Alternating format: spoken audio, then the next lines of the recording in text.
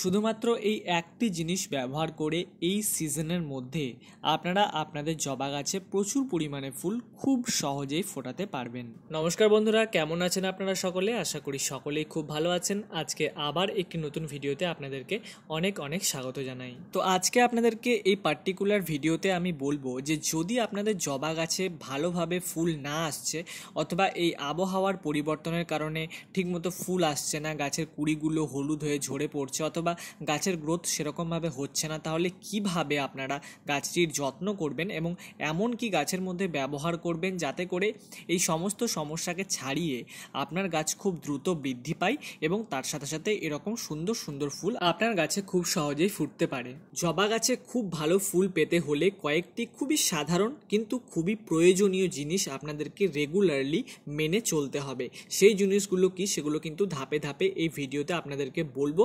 আপনারা অবশ্যই ভিডিওটি শেষ পর্যন্ত দেখবেন, তাহলে কিন্তু সমস্ত জিনিসটা খুব সহজে বুঝতে পেরে যাবেন। প্রথমত আমরা সকলেই জানি যে জবা গাছ খুব বেশি রোদ পছন্দ করে থাকে, কিন্তু এখন দুপুরবেলা যেরকম তীব্র দাবদাহ চলছে তাতে কিন্তু আমরা যদি আমাদের গাছকে এই রোদ্রের মধ্যে রাখি তাহলে কিন্তু গাছ খুব সহজেই নেতিয়ে যাবে, গাছের যে গ্রোথ সেটা কিন্তু বন্ধ হয়ে যাবে। কারণ অতিরিক্ত যদি রোদ হয় তাহলে কিন্তু কি হয়, সর্বপ্রথম ছাদটা গরম হবে, তারপর কিন্তু যে টব থাকছে সেটা গরম হবে। তারপর আপনারা যখন বিকেলবেলা গাছের গোড়ায় জল দেবেন তখন কিন্তু অতিরিক্ত গরমের পর হঠাৎ জল পেয়ে গাছটা একটা শক পাবে। তাই অবশ্যই এই দুপুর টাইমটা আপনারা গাছটাকে একটু সরিয়ে কোনো ছায়াযুক্ত জায়গায় রেখে দিতে পারেন, অথবা আপনারা চাইলে আপনাদের ছাদে কিন্তু গ্রিন নেটও টাঙিয়ে দিতে পারেন যাতে করে অন্যান্য গাছও কিন্তু এই তীব্র রোদের হাত থেকে বাঁচতে পারে।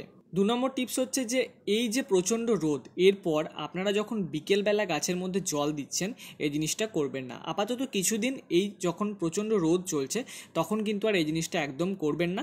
একদম গিয়ে সন্ধ্যের দিকে গাছে জল দেবেন এবং তারপর সকাল দিকে সূর্য ওঠার ঠিক আগে গাছটাকে কিন্তু সম্পূর্ণভাবে জল দিয়ে ভর্তি করে দেবেন।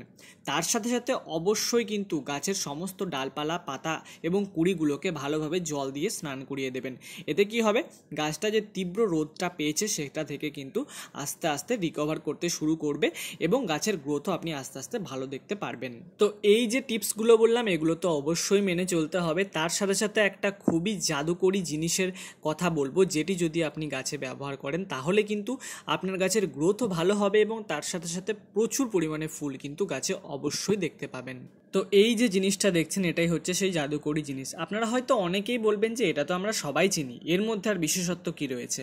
কিন্তু বিশেষত্ব রয়েছে এর ব্যবহারে। এটি কিভাবে ব্যবহার করতে হবে গাছে সেটা যদি আপনারা সঠিক পরিমাণটা বুঝতে পারেন তবেই কিন্তু গাছে ভালো ফুল ফোটাতে পারবেন। কিন্তু যদি এর পরিমাণটা একটু কম বেশি হয়ে যায় তাহলে কিন্তু সেরকম ফল গাছের মধ্যে দেখতে পাবেন না। প্রথমে বলে দিই যে জিনিসটা কি, এটি হচ্ছে লাল পটাশ বা একে মিউরেট অফ পটাশও বলা হয়ে থাকে। যে কোনো সারের দোকানে খুব সহজে অ্যাভেলেবেল, অথবা আপনারা অনলাইন থেকেও চাইলে কিন্তু পারচেস করতে পারেন। যেহেতু এটি একটি রাসায়নিক সার তাই আমরা কিন্তু খুব কম পরিমাণ এটা গাছের মধ্যে ব্যবহার করব। আমরা জানি রাসায়নিক সার যদি বেশি পরিমাণে ব্যবহার করি তাহলে কিন্তু হিতে বিপরীত হতে পারে। তাই এটার খুবই কম পরিমাণ, হাফ চামচের থেকে আরও একটু কম, এবং এটিকে একটি নির্দিষ্ট দিনের গ্যাপে, সেটা হচ্ছে 10 থেকে 12 দিন অন্তর অন্তর গাছে কিন্তু ব্যবহার করব। এটা যদি ব্যবহার করেন তাহলে কিন্তু আপনার গাছের গ্রোথ খুবই ভালো হবে। তার সাথে সাথে আমার গাছে দেখছেন যেমনভাবে ফুল ফুটে রয়েছে, আপনার গাছেও কিন্তু এত সুন্দর সুন্দর ফুল আপনি অবশ্যই দেখতে পাবেন। এই জিনিসগুলো আপনারা যদি নিয়মিত মেনে চলেন এবং যে সারের কথা বললাম সেটাও যদি রেগুলারলি গাছের মধ্যে ব্যবহার করতে থাকেন তাহলে কিন্তু আপনার গাছ অবশ্যই বৃদ্ধি পাবে, গাছে প্রচুর ফুল আসবে। আপনারা একবার এটি ব্যবহার করে দেখুন, রেজাল্ট কিন্তু আপনারা অবশ্যই দেখতে পাবেন। তাহলে বন্ধুরা, আজকে ভিডিওটা কেমন লাগলো আমায় কমেন্ট সেকশনে জানাতে কিন্তু ভুলবেন না। ভিডিওটা ভালো লেগে থাকলে অবশ্যই একটি লাইক করে দেবেন এবং চ্যানেলের মধ্যে নতুন হয়ে থাকলে চ্যানেলটিও কিন্তু সাবস্ক্রাইব করে নেবেন। তাহলে আজকের মতো ভিডিওটা এখানেই শেষ করছি। দেখা হচ্ছে অন্য একটি গাছ সম্পর্কিত ভিডিও নিয়ে। সবাই খুব ভালো থাকুন আর নিজেদের গাছের যত্ন করুন।